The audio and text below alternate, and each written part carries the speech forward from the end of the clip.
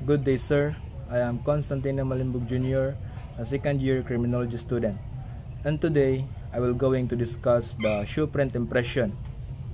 A shoe print impression is a captivating window into the world of forensic science, artfully capturing the unique signature left behind an individual's footwear. These intricate impressions serve as silent storytellers, revealing vital details about a person's movement, the type of shoe worn, and even the circumstances surrounding a crime scene.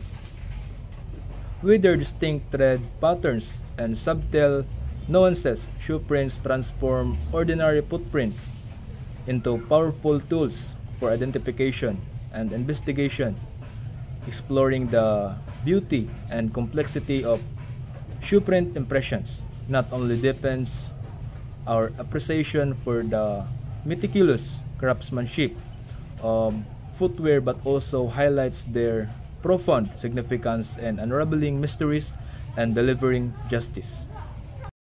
So what is impression?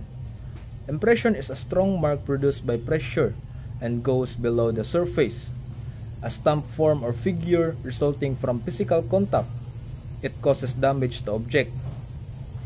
While imprint is a weak mark made by pressure that stays on the surface. Like for example, a shoe will leave an impression in loose sand, but on a hard surface like concrete or linoleum, it will leave an imprint. These imprints or impressions can be compared to a suspect's shoe or a vehicle's tire to determine if the shoe or tire is the same to one of that. And now let's proceed to the three categories of footprint evidence. The first one is visible two-dimensional print. These are the materials picked up by shoe and deposited onto flat surface.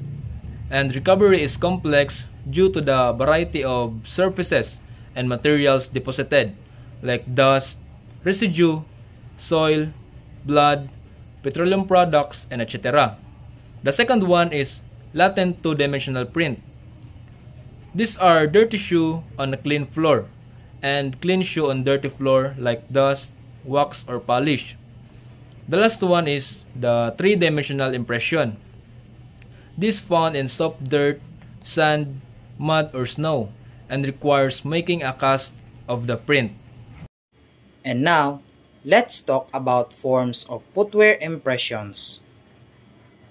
Two-dimensional evidence is an impression evidence that is left on a flat two-dimensional surface, such a footprint in dust.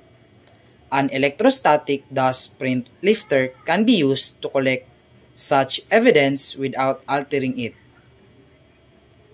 An electrostatic dust print lifter, it is a device operated by charging a plastic film placed over the dust print, which creates electrostatic adhesions and draws the film onto the surface bearing the print. The dust particles are attracted to the film because of this charge and adhere to it.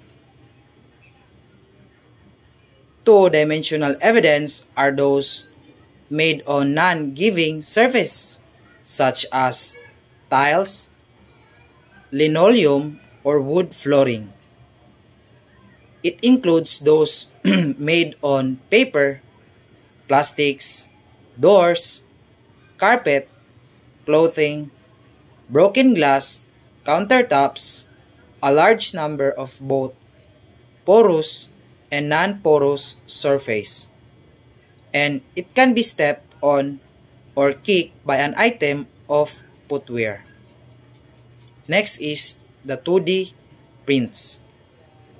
Positive impressions result when a shoe sole accumulates and then deposits material that is transferred in the shape of the areas of the sole that actually contact the ground surface, while negative impressions are produced when the shoe sole removes residue or dust, blood from a surface, leaving the residue where the areas of the sole did not come in contact with the substrate. Next is the three-dimensional impressions. Three-dimensional impressions, it is an evidence that has some depth, such as a deep footprint in soil or a deep tire mark or a tool mark, are often collected by casting or filling the impression with a liquid substance that then hardens into the form of the evidence. Predominantly found on exterior surfaces such as sun, soil, or snow. Dry origin impression. It is an impression that contains no significant moisture from itself or its substrate when made. Wet origin impression. It is an impression containing significant moisture from the shoe, sole, or its substrate when made. Footwear database. Computerized compilation of shoe sole designs for the purpose of associating a crime scene impression with a manufacturer or to link it to another crime scene. Test impressions. These impressions made by using a known shoe or a tire as a standard used in the examination of shoe and tire impressions. And lastly, and now, what is dental stone?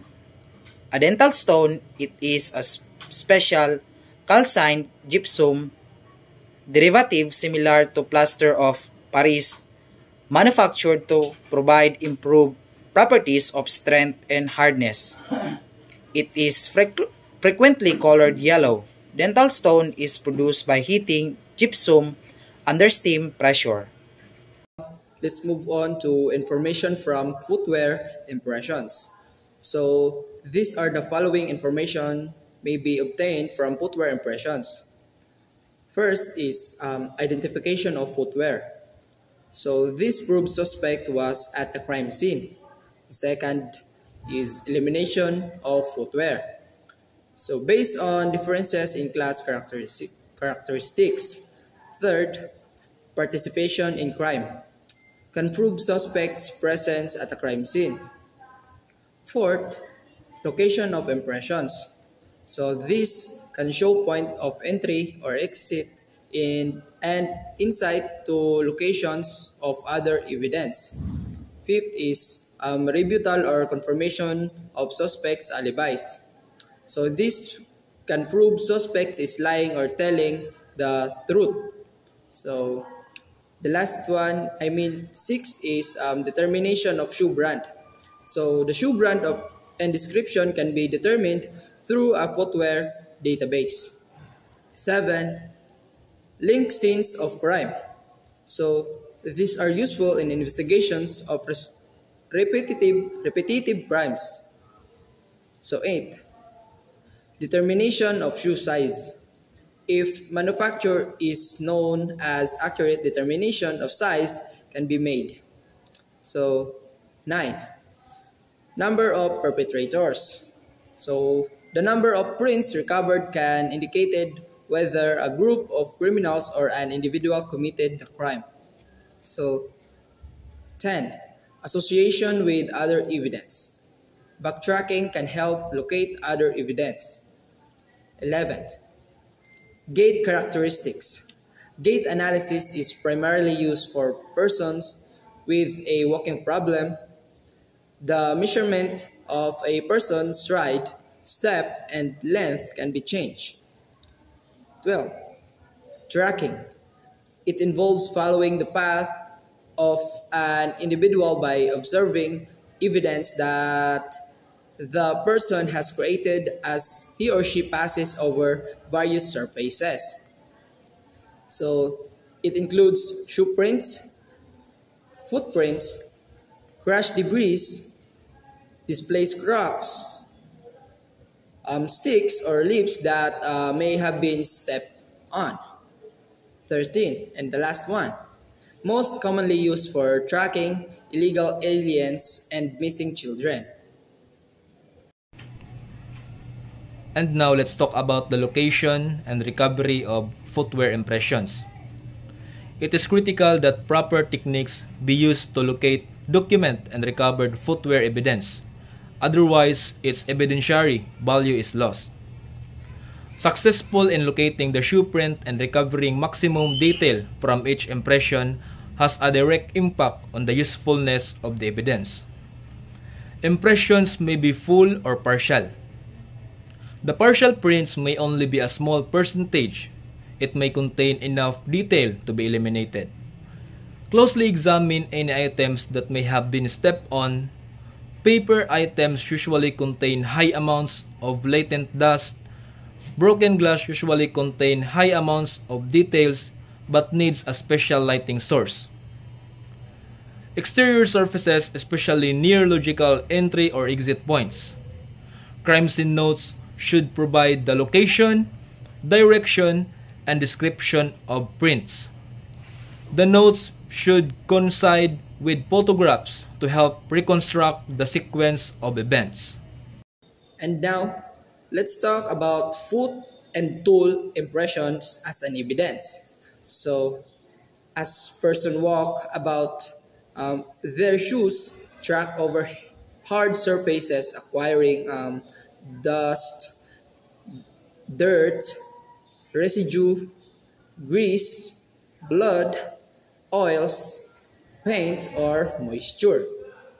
Shoes then redeposit this material back onto another surface as they track over it. So we have two types of print can be left. We have patent, which are visible, and latent, which is invisible. So the evidential value of an impression made by shoe, hand, tool, or other articles is based on the theory that no two physical objects are alike, and hence that impressions made by such object often is marked by uniquely identifying characteristics. A given impressions can only be produced by one object. So footwear impressions are routinely used to prove a suspect was present at a crime scene. So most frequently used in crimes where proof of the suspect's presence is incriminating homicides, burglaries, robberies, and rapes. So in this scenario, a student stole a bag containing about 1 million pesos from the school laboratory. The thief ran away with the stolen laptop. When the teacher realized that his bag was missing, he immediately reported it to the nearest police station.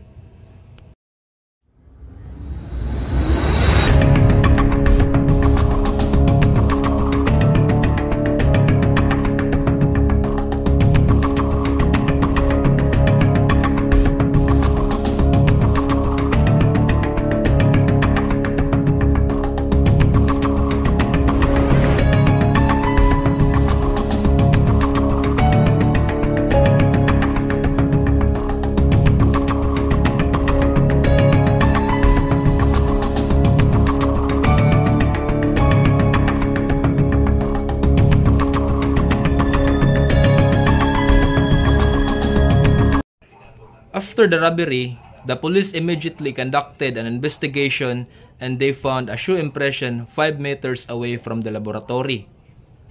After that, me and my team immediately conducted a shoe impression analysis. And this is what our team saw. Shoe impression 5 meters away from the laboratory.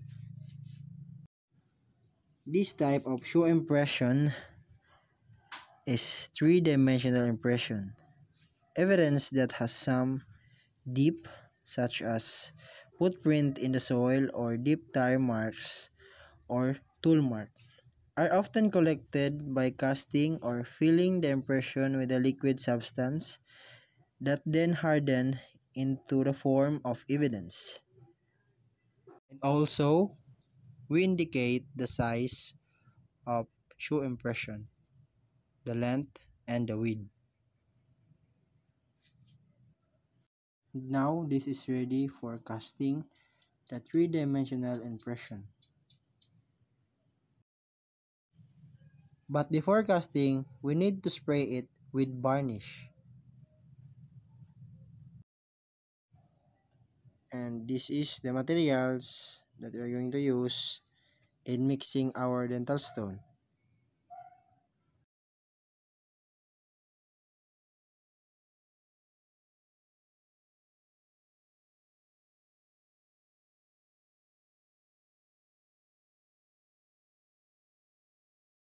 After mixing our dental stone, it is ready for casting. So, in this procedure, we pour the dental stone to the shoe impression.